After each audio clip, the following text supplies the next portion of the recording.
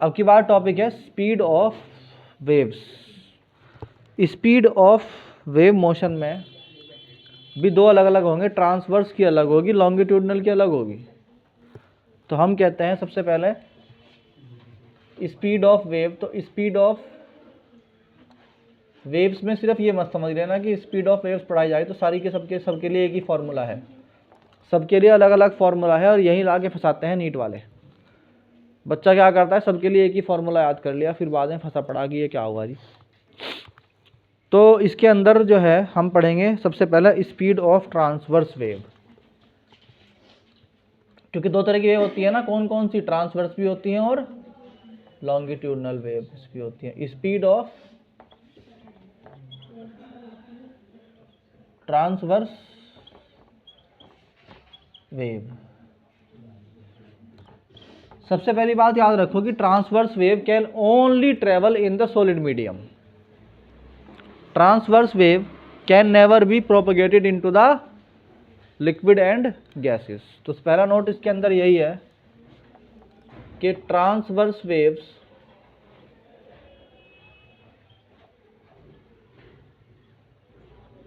Can only propagate in solids. ये formula इसका मतलब किसके लिए है, सिर्फ सॉलिड्स के लिए है, लिक्विड और गैसेस के लिए बोलो है ही नहीं।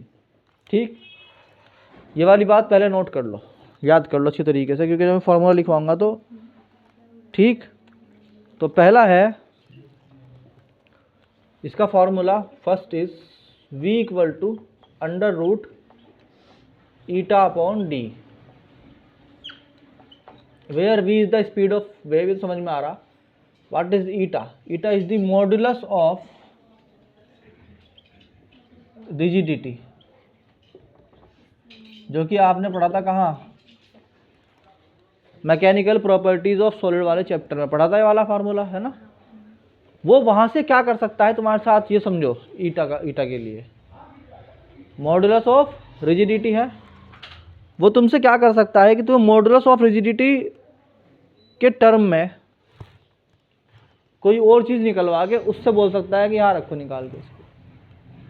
समझ में नहीं आई बात? मॉडुलस ऑफ रिजिडिटी अपने आप में कांस्टेंट है, ठीक। And what is the D?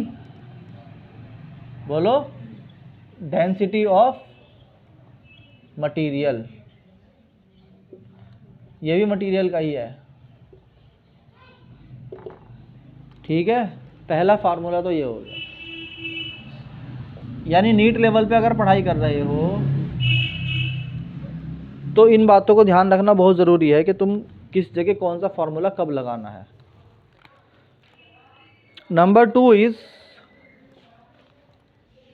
है ना, स्पीड ऑफ वेव। कौन सी wave? Transverse wave in the string.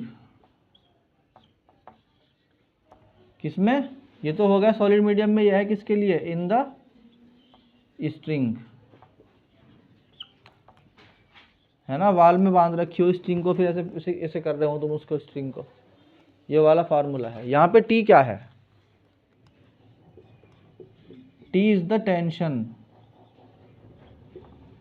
In string, T is the, and small M क्या है? बहुत बहुत बहुत बार लोग इसमें कंफ्यूज होते हैं, व्हाट इज स्मॉल एम। लोग समझते हैं मास ऑफ स्ट्रिंग है, ये नहीं, यह है mass per unit length of string. Mass per unit length of string. मान लीजिए कि तुम्हारी जो स्ट्रिंग है उसकी लंबाई है कैपिटल एल और उसका मास कितना है? कैपिटल, बोलो भाई, एम। सो ये असल में एम अपॉन एल है, जो स्मॉल एम है। इसे अच्छी तरीके से याद कर लो पहले बात को, ठीक। चलो,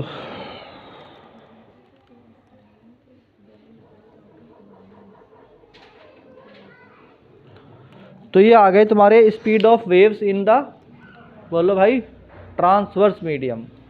इन फॉर्मूलों को समझो, they are only applicable for the solids, और ये दोनों फॉर्मूले अपनी जगह बिल्कुल फिक्स हैं। जैसे आयरन में तुम अगर निकालने लगो तो ये वाला फार्मूला लगेगा, but this formula is not applicable for water and gases. उसके लिए आगे बताएंगे। ये आ गया समझ में।